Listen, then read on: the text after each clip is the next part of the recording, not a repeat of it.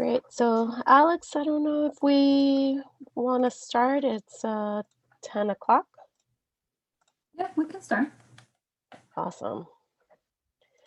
So, good morning, everybody. I see we still morning. have a couple people joining us. I'm so glad you guys are here. I'm hoping everybody's here for the Green Schools Challenge, whole systems approach to integrating environmental education. First of all, I just want to thank the team that has put this together. All of the students and the teacher mentors that have helped them out have been great in connecting with us and really guiding us through.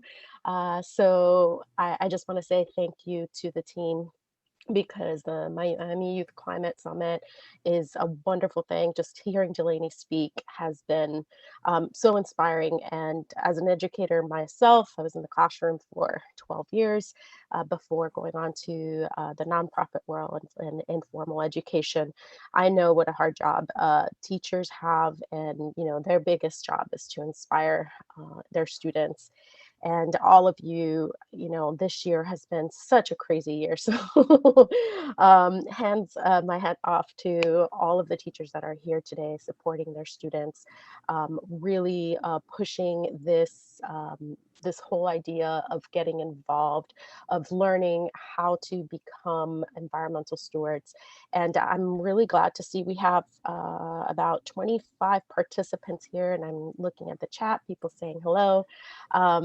So we just wanted to say thank you to the organizers, the teachers and students that are putting this together. And with that, I guess let's get started.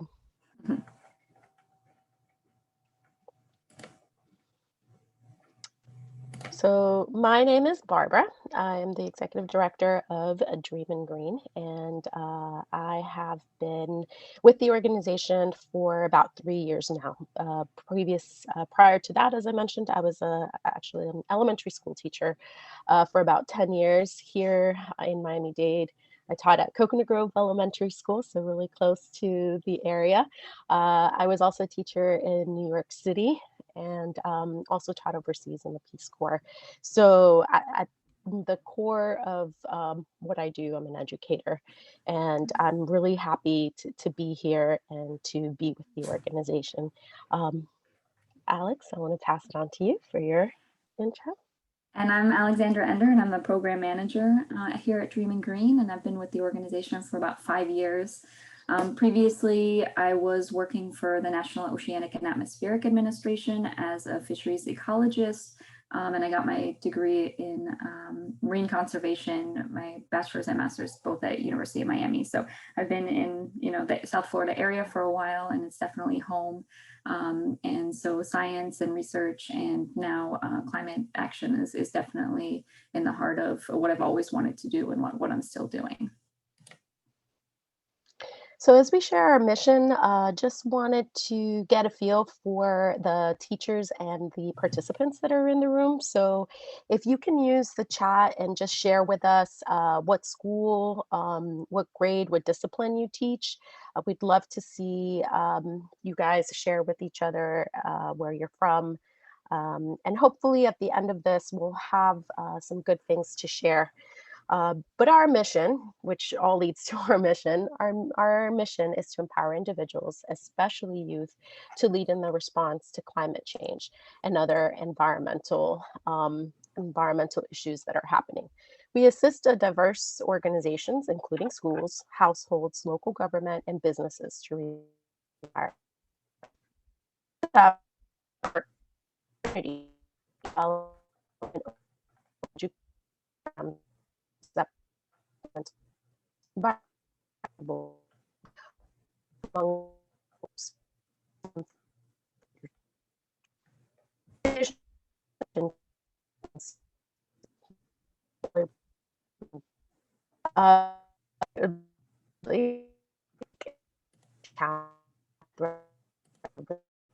our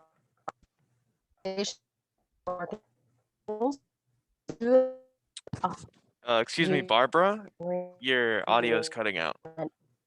Yes, and I think the chat's disabled. Chat's disabled on Zoom. If you join through Hova, then you should be able to use the chat. Thank you. Thank you. Alex, the next slide. So just a little bit about Dreaming Green's program. So we offer two programs to the South Florida community. The first is the Green Schools Challenge, which is our flagship program, which is what we're mainly going to be talking about today since it is a K through 12 program. It's pretty much a whole system approach that engages students in hands-on activities to save water and energy at school, and teachers about the links between natural resources, climate change, and community sustainability. The second program that we offer is our WeLab program, and that stands for Water, Energy, Learning, and Behavior. It's more of an adult education program that we have, and it focuses on educating community residents about the interconnection between water and energy through free workshops that we offer to the community to promote long-lasting behavioral changes. So the areas we serve are here in South Florida. We are now expanding to the 3 counties. Majority of our schools are located in Miami-Dade County, which I see there's a couple of people that are not from Florida. Miami-Dade County actually has the 4th largest school district in the country. And for the last 2 years, we have been actively recruiting schools in Broward County, which is the 6th largest school district in the US. And we've even had a couple of schools in Monroe County, all the way down in Key West, join the program. The demographics of these 2 counties really quickly for those of you who are out of town. MDCPS is made up of 71% Hispanic students, 20% Black and non-Hispanic, and Broward is made up of 35% Hispanic and 40% Black non-Hispanic. So we're in a unique area in the country because the minority is kind of the majority here. And so it comes with its own set of different issues that we have to deal with here, and definitely something that we take into account, we take very seriously when we do our programming.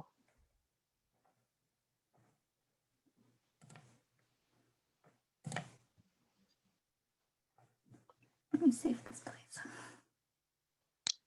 We're going to try to put a video for you guys and just let us know. Just a little introduction. Yeah. Dream in Green, an award-winning environmental nonprofit, develops and implements educational programs in schools throughout Miami-Dade and Broward counties. These programs promote energy efficiency, water conservation, environmental sustainability, and the use of renewable energy. Dream in Green focuses on raising awareness and deepening understanding of the environmental issues confronting the South Florida community.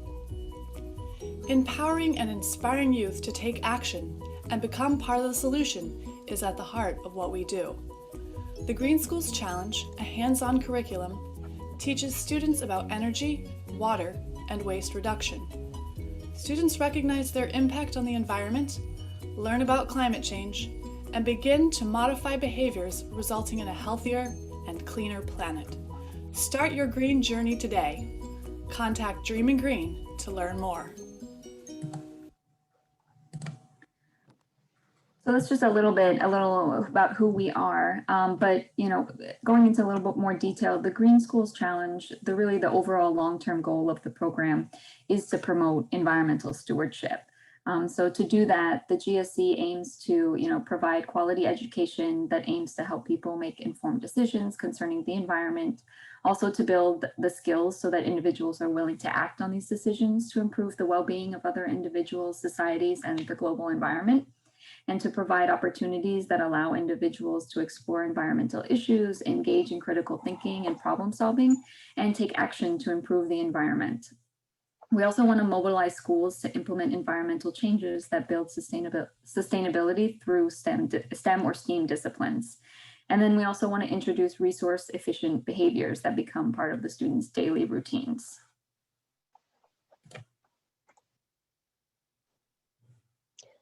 So some of the impacts of the program that we've seen in our almost 15-year history, we consistently engage over 100 schools, pre-K through 12th grade school year.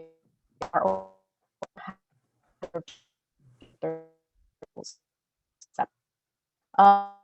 we engage Barbara, you're Okay. cutting out again. Yeah, 100 Barbara. individuals and So I'll just mute her for a second and I'll just cover the slide until she comes back. But we do consistently have a presence in over 110 pre-K through 12 schools every year. And that has allowed us to touch over 330 unique schools throughout the county, allowing us to impact over 100,000 individuals, and which roughly 84,000 of those are pre-K through 12 students. So in addition to serving the individuals, we've also helped just Miami-Dade County Public Schools save over $3 million in their energy costs, which has also saved them saved 35 million kilowatt of hours of electricity and eventually offset over 53 million pounds of carbon emissions into the atmosphere. Can you guys hear me now? Yeah, I just now realized. I can hear you. Yeah. No, I going put you on on? mute. I put you on mute because you were going in and out, like the feed was really bad. So I just put you on mute and took over. Thanks, Alex. No No problem. worries. So some of the program features and benefits besides the cost savings that we have been able to work with the district to achieve is in the schools.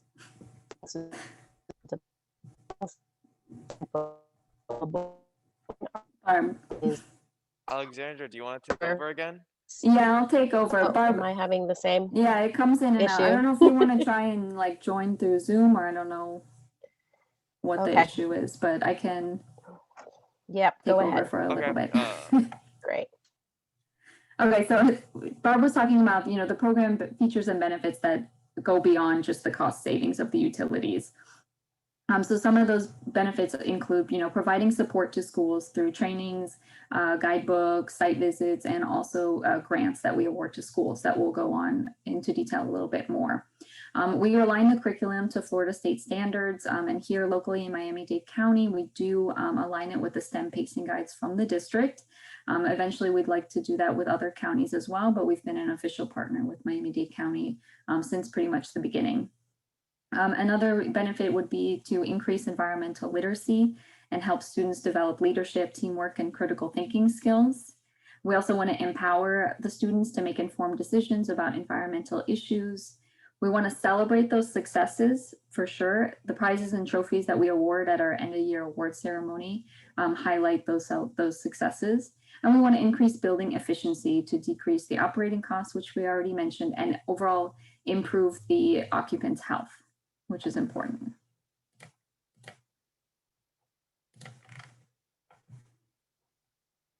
So the curriculum that we develop, and we develop this every year in-house, we have 3 different curriculums that we have for elementary, middle, and high school. We cover 6 sustainability topics within those curriculums, which include energy efficiency, water conservation, waste reduction, alternative transportation, green living, and food security. Each topic has a corresponding lesson. At the elementary level, we do provide age-appropriate lessons for pre-K through 1st, a lesson for 2nd and 3rd, and then a lesson for 4th and 5th. So each grade level really gets their own specific lesson. The entire curriculum is now online for the past couple of years, so teachers can access it from anywhere, not just Miami-Dade County, not just South Florida, really from anywhere. All lessons are written in a clear format that includes objectives, timeframes, materials, procedures, evaluation, and all the associated benchmarks that I mentioned before from the state standards. So through these online curriculum, teachers can submit their work where they'll be evaluated by DIG staff or us, and schools are awarded points. All right. Can you guys hear me? Yes, I can hear you. Awesome. Sorry about that. Let's try it again. Yep, let's try it again. So to talk a little bit about the structure of the program. The Green Schools Challenge is a year-long program. It runs from September through May, and it starts in August with a professional development training. This year we held it virtually, we usually like to hold it in person because we love the idea of getting teachers together and really learning from each other. That networking is great, and so obviously this year we tried to do it as best as we could. Had a presenters, and we will continue to do so. And we have a mid-year training as well too that we did virtually, again, to get teachers together, to share their experiences and to build that connection between the schools through the teachers. But at the professional development training at the beginning, we go over the program benefits, how to implement the program, how to navigate the curriculum, and how to receive points. After the training, equipped with the knowledge and tools, the teachers return to their school to focus on the 3 pillars that help schools build the foundation for the program. So we always ask that any school that takes on the Green Schools Challenge start with these 3 pillars. So the first pillar is really to form a green team and conduct a green pledge. A lot of schools already have a great team, which we are so glad to see that they join and get different student leaders, administrators, teachers, facilities staff, and even parents to join the green team. And now this team is essentially the group spearheading the Green Schools Challenge in their school, but the entire student body may be completing the lessons and activities put forth by the program. This step is very important to get the buy-in, not only of one individual class, but of the whole school. And we advise always to have the pledges be visible or shared with all, and ideally represents those that would be involved in implementing the curriculum as well as building operational decisions. For the second pillar, the green team then conducts an environmental self-assessment checklist to see what green initiatives are currently in place. And then they will engage in the third pillar, which is to set environmental goal for the year. These 2 steps are very important to help schools to create a baseline of where they are at the beginning of the year that may be already a success depending on the school, and what specific initiatives are important to each individual school. It is very important that the school understands the concepts of a green school and then can realistically accomplish that goal that they set out at the beginning in one school year with varying school districts and administrative support. It is therefore important that the goal chosen by the school must be able to be tracked and evaluated. The rest of the program runs from October through March, and there are 6 topics of an activity for each of them. And so our 6 topics include energy efficiency, water conservation, waste reduction, alternative transportation, green living and food security. And teachers submit documentation for those activities completed and earn points according to a rubric that we've created for each. These activities come with lesson plans and are aligned to benchmarks. Now, this program is actually set up as a competition. So each school is encouraged to complete the pillars and as many of the lessons as they can. Each activity and lesson is given a specific amount of points through the rubric system, and schools accrue points throughout the year. At the end of the year, top scoring schools will be eligible to win prizes and awards for their accomplishment. And just to give you some examples of green pledges that we've gotten in the past, I'll just flip through a couple pictures.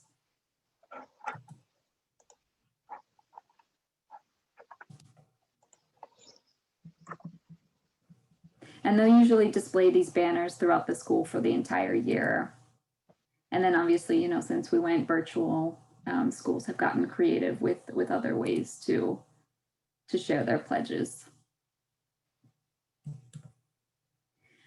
So like we mentioned, all the lessons cover one of those 6 sustainability topics. And so we wanted to include some of the student projects that we have done in the past. So the first example is students building a model of the Biscayne Aquifer, showing where the water comes from and about the water cycle and how water filtration. Students grew mangrove seedlings at their school that were later planted as part of a native restoration project here in Miami. These students are creating a water filtration system using sediment and rock material.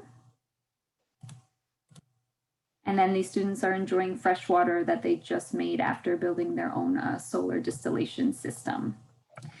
So in addition to these hands-on activities, we do offer lessons that give students the opportunity to learn about a local issue and then teach others, their classmates or the community, about that issue and possible solutions as well.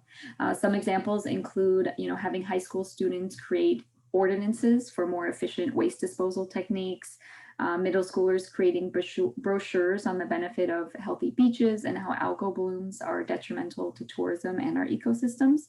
And at the elementary level, students creating, light switch signs to remind people to turn off lights when they leave a room, and post them throughout the school and as well at home.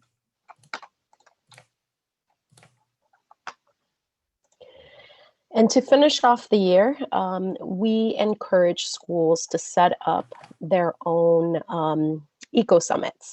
So this happens at around April, and the Ecosummits basically serve to showcase the work that has been done by schools.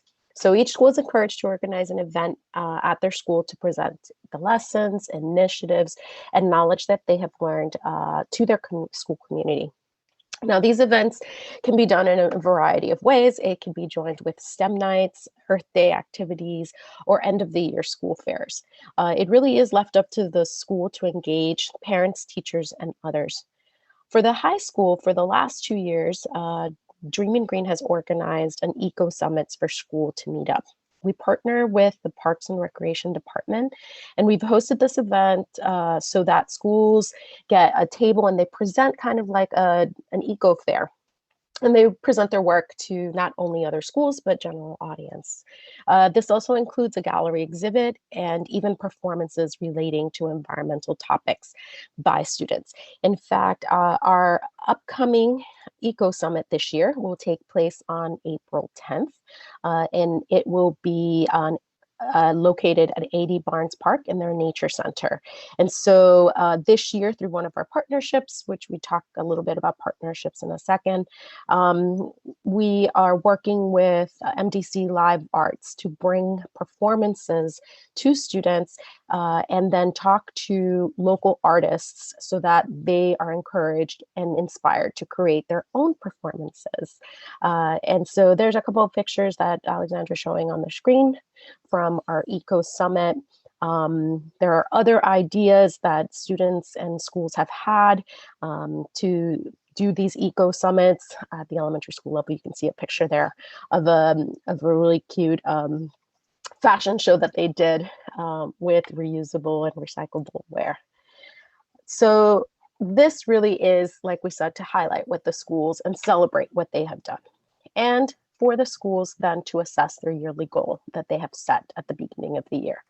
Schools look back at their environmental goal and assess whether they were able to reach that goal or not, and evaluate the challenges they faced. It is important for schools to measure their progress and have real data on what they have achieved. Some of the things that we have seen is increasing the recycling at their school, the recycling, and measuring what they started with to what they finished with. Others we have seen have been projects like, starting an edible garden where there was none before. So those are some measurable activities that have set yearly goals for schools. And so at the end of the year, and I already touched on this a little before, so we love to reward those hardworking schools that really implemented sustainability practices and environmental education in their schools. So we love to host an award ceremony in person where schools and individuals receive banners, trophies, and prizes. Obviously, this wasn't possible last year, so we did move it online, but it was still a big success, and we were really still able to highlight those individuals and those schools that excelled throughout the Green Schools Challenge last year. So we'll see what we will do this year. So as all teachers know, it's important to measure and evaluate what you've done. So we rely heavily on teacher feedback and input to create and provide the most relevant and accessible lessons and activities throughout the year. So we collect feedback through surveys that we administer after our trainings, after our events, and at the end of our program year. Now, since everything is done online, it is easy to track participation throughout the year, and we can measure how many schools are completing which activities and which lessons. And it helps us to see which lessons are liked, are tweaked, are changed, and the survey results also help us to provide to prove that our goals of environmental education integration and that we are able to increase student interest in becoming environmental stewards by the activities, lessons, and knowledge they learned through the program. So over our 14-year history, well, now to be 15-year history this summer, we've really learned a lot of things as far as best practices. One of the biggest advantages for participation and retention for the Green Schools Challenge is to really be complementary to things schools, teachers, and students are already doing. We all know, as Barbara had mentioned, that teachers are doing so much and have so many responsibilities and expectations. And so we know it's not realistic for us to expect teachers to take on an additional program if their plate is already so full. So instead, we've really found ways to integrate the program to complement what teachers are teaching when they're teaching the topics, giving them credit for participating in other green initiatives, and being flexible with our deadlines and expectations. So some of the ways that we do that is we do partner with other organizations, including municipalities, nonprofits, school districts. I had mentioned before that we are an official partner for Miami-Dade County Public Schools. So we do work closely with the STEM department when we put together our curriculum, and we also work closely with the facility staff in order to act as kind of a liaison between them and the schools as far as what upgrades or initiatives the facility department is implementing, whether it comes to recycling or retrofitting or anything like that. So we kind of act as the in-between for those two entities. We also do award small grants to implement green projects at schools. We align the lessons, like I said, to the Florida state standards and also local pacing guides. We provide teacher trainings throughout the year on program implementation, and we're always available through providing year-long support specifically from DIG staff. And we're also flexible. We, like Barbara mentioned, with our deadlines, and we want to really be flexible to the teachers and your schedule. So So one of the things that during the last couple of years we've identified as a need for schools, and this is public-private charter, is for green ribbon integration. And so for those of you that are local, you probably know that the Green Ribbon Award is given at the national level from the U.S. Department of Education to inspire schools to implement school sustainability practices and resources. Before getting to the national level, though, Florida has the Green Apple Designation Program that is an initiative by the Florida Department of Environmental Protection that designates and recognizes K-12 schools that make a voluntary commitment to conserve and protect Florida's natural resources. Dream in Green wants to encourage more schools to apply for these designations. So we have integrated the application for a Green Apple school into the pillars of our programs. We find that many teachers either are unaware of the designations and awards or do not think that they're prepared for the application. As a pillar, and I mentioned before, our pillar 2 is for schools to complete an environmental self-assessment. That environmental self-assessment has them look at their current sustainability efforts and practices, including questions regarding efficiency in lighting, recycling programs, school gardens, tracking water usage, bike and walk to school programs, and more. Since our assessment has integrated the questions directly from the Green Apple application, once teachers complete our form, they are well prepared to apply themselves, or at the very least, see their areas of weakness to focus on. We also provide a training that walk teachers through the actual steps of the application, and will continue to do so as a professional development to help teachers reach that Green Apple designation. And just to tack on what Barbara is saying, if if you're at a school that's interested in going after the Green Apple designation, feel free to email us. We do know partners and individuals that would walk you through the application process. That's going to be a goal that, that individuals and also the district has for South Florida to increase the number of Green Apple schools. So it is a priority. And so we'd love to put you in contact if this is something that you're seriously considering going after. And then the Green Leadership Grants is another program that Dream and Green has. I mentioned grants before, but it's an initiative where we provide financial support for green projects that align with our environmental topics. So these grants really help to address the issue of budget cuts that limit schools' discretionary funds that would be used for green initiatives, like recycling efforts, water conservation, and edible gardens. The Green Leadership Grants provide teachers and students with the support necessary to implement student-led solutions to environmental problems that are unique to their school. Students learn to brainstorm ideas, manage budgets, work as a team, and execute projects that will have long-lasting impact on the environment. The students use problem-solving skills to design and create low-cost solutions that encourage sustainable behaviors and practices. Grant projects are intended to stimulate solution-focused thinking. The grant program is also an important learning tool in and of itself by asking the Green Team students to work together to conceptualize and brainstorm projects, demonstrating various sustainability themes, writing proposals, developing budgets and evaluation criteria, and then finally executing the projects. So some examples of projects that we funded in the past, and we funded a lot. You can see that we've given about $67,000 in the past few years through the Green Leadership Grants, but projects include, purchasing recycling bins for individual classrooms, building a vegetable or edible garden, as Barbara mentioned, installing water bottle refill stations, installing hand dryers to reduce paper towel waste in the bathroom, and purchasing and installing rain barrels on the school properties.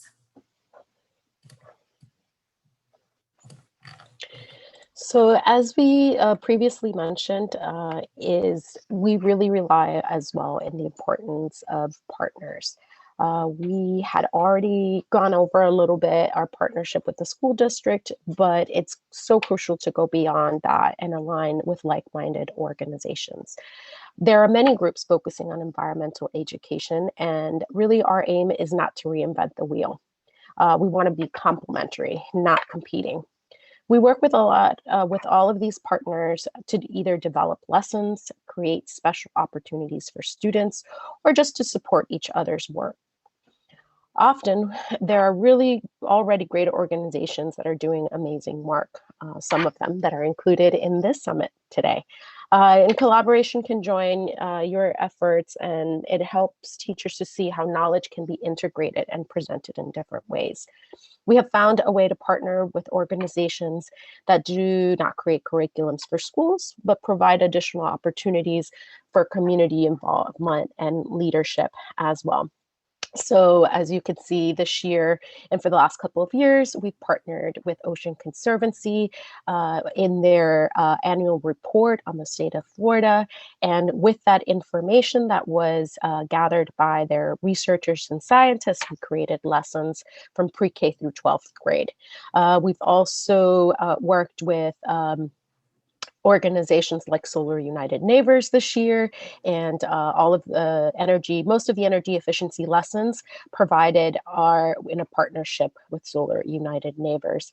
Other organizations, as I mentioned previously, MDC Live Arts, where at the middle school and high school, we've made performances from artists that are focusing on environmental issues available for students, and then had and planning one-on-one conversations with those artists. And I See Change, which is one of the presenters as well here today, we have provided an opportunity to earn bonus points for the schools that participate in the IC Change, which is a citizen science project that is basically involving all of the community here in South Florida. So again, we really want to not put more work on teachers. We want this to complement what teachers are already doing. And we really want to fill in the gaps and maybe what the textbooks are not showing the students, and really work with local issues as well too. That's why we partner with Miami Eco Adventures and some of the other organizations that are local, because it is really important for us to not only share the knowledge of what is happening locally in terms of environmental issues, but actively engage students in thinking about these topics and how they can affect their community. A lot of the times we think about, what's happening in the North Pole and, the polar bears and the ice caps, which is all very important to learn. But it's also very important to see how climate change is affecting us here locally, and to make that connection with the students and to empower them to take action.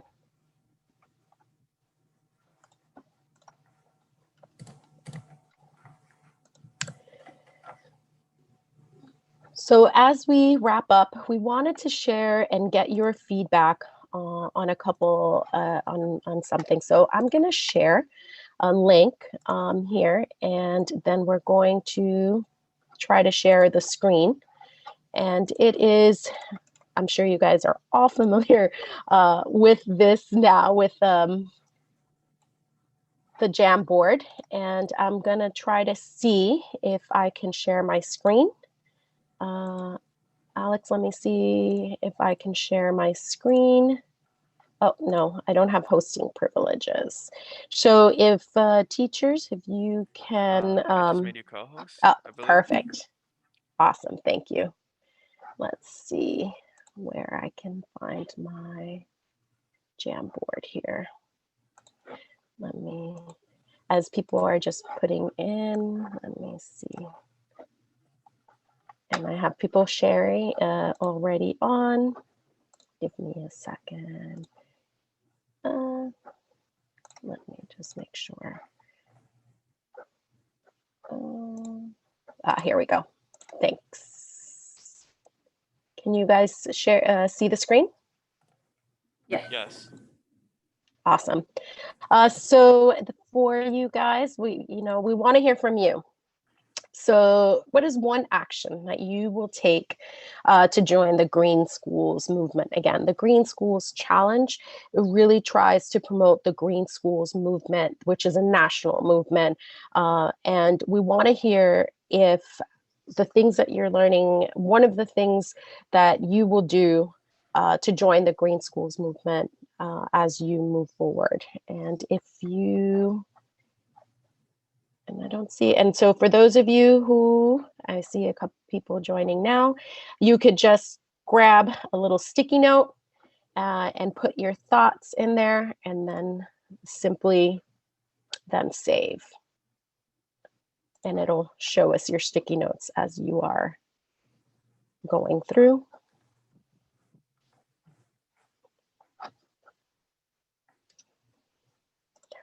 And for, like I said, for the last couple, to wrap this session up, we really want to hear from you. And so if you're not able to post on sticky notes, we can actually also, I believe, if you would like to share, just share your video as well too. Oh, it says it's read only. Well, let me change that. Thank you for letting me know.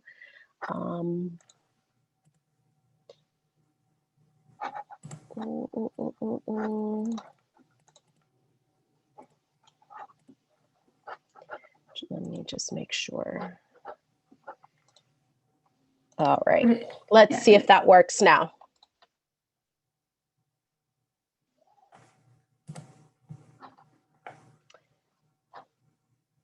All right, and while we are having, is there any teacher that would like to share what so far they're thinking about some of the sessions they'd like to join, how they can integrate more environmental literacy into their classroom, something successful that they have seen, that they have done as we move forward. Just let me know via the chat. Oh, here we go. Yep, definitely sharing resources with the students. I see.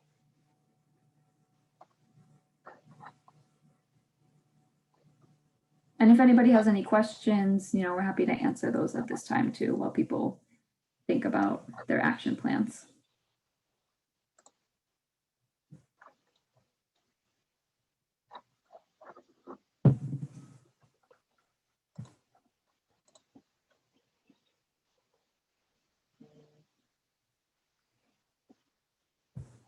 Awesome. Somebody's thinking about their rooftop space, looking at solar panels and garden on the rooftop. I know not every school has a huge amount of space. There are some schools that don't have more than maybe a parking lot. So it's great to really think about different spaces there and how you utilize them.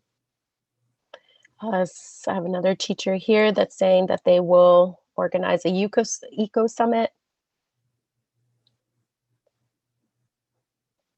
to help students learn about different initiatives, planting natives. And for those teachers that are here locally, we have partners with the UF IFAS extension, and definitely can give some ideas on where to get native plants and put you in contact with the UF IFAS extension that has great resources as well. I see some people are writing in the chat as well, so I want to make sure as well that we get through those as well. And recycling, we're seeing recycling is definitely something that is very important for schools. And some schools are also submitting grants for solar panels, and I'm glad Delaney talked a little bit about her struggles when she was speaking in City of South Miami with that. We also have people are launching projects where students propose energy saving strategies to school directors as well. Climate change conference through Miami-Dade Public Libraries. That would be amazing. Earth Week extravaganza. Yes, definitely love that. Before it was just Earth Day. Now we're Earth Week, Earth Month. We keep growing, and that's definitely great. Obviously, you just shouldn't save all of your activities relating to the environment just for April. But April definitely brings people together. And I know last year was really tough, but we did have a great teachers able to do things virtually and share some Earth Day pledges as well with us. There are, I see here in the chat, food waste. That is a great topic. There is the Broward is launching a food waste campaign that is going to be not only taking place in Broward, but Alex, do you remember the date to that? There's going to be in April a week that is focused on reducing food waste. And if you follow us on any of our social media, either through Facebook, Instagram, or Twitter, we always post, again, different activities that are going on or different initiatives. Sorry. And yep, and we in, are the done. meeting. Yeah, the meeting is gonna automatically end in a minute. Okay. Well, thank you guys for joining us today. It's great to see what everybody is doing, and I hope that by seeing these ideas, you take those to your school as well too. Again, thank you so much for joining us. We really hope that you take something from this and reach out to us. And all of our contact information should be here, and I'm putting our website in the chat as well. My name is Barbara. This is Alexandra. Please feel free to reach out to us and let us know how we can help you.